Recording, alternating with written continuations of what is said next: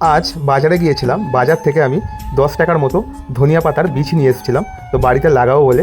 তো সেই বীজগুলো নিয়ে আসার পর প্রথমে কিছুটা সময় ধরে জল দিয়ে বীজগুলো ভিজিয়ে রেখেছিলাম।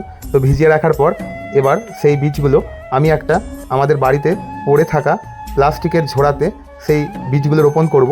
তো প্রথমে আমি সার মাটি নিয়েছিলাম, তার সঙ্গে সেই মাটিগুলোর সাথে মিক্সড করে নিয়েছিলাম সার মাটির সাথে।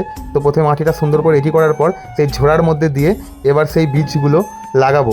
তো 10 টাকার ধনেপাতার বীজ নিয়ে এসে যদি অনেক ধনেপাতার গাছ তৈরি করতে পারি বাড়িতে, কোনো সার মাটি ছাড়াই, যদি একদম প্রাকৃতিক উপায়ে যদি বাড়িতে হয়, তো খেতে কার না ভালো লাগে। তো ধনেপাতা খেতে কার কার ভালো লাগে অবশ্যই কিন্তু কমেন্ট করে জানিও। তো আমার এই বীজগুলো রোপণ করার 15 থেকে 20 দিনের মধ্যে ছোটো ছোটো চারা গাছও বেরিয়ে গিয়েছিলো। তো তারপরে এবার এক এক করে সেই বীজগুলো লাগানো হয়ে গেছে, তারপরে ওপরে মাটি চাপা দিয়ে দিয়েছিলাম। মাটি চাপা দেওয়ার পর 15 থেকে 20 দিনের মধ্যে একদম সুন্দর সুন্দর ছোটো ছোটো চারা গাছও বেরিয়ে গেছে, তোমরা দেখতে পাচ্ছ।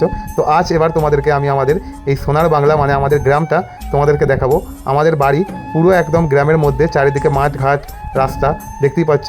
সেই এখনও সেই সকালবেলা গরু নিয়ে মাঠে যাওয়া সেই দৃশ্য আমাদের গ্রামে এখনও আছে।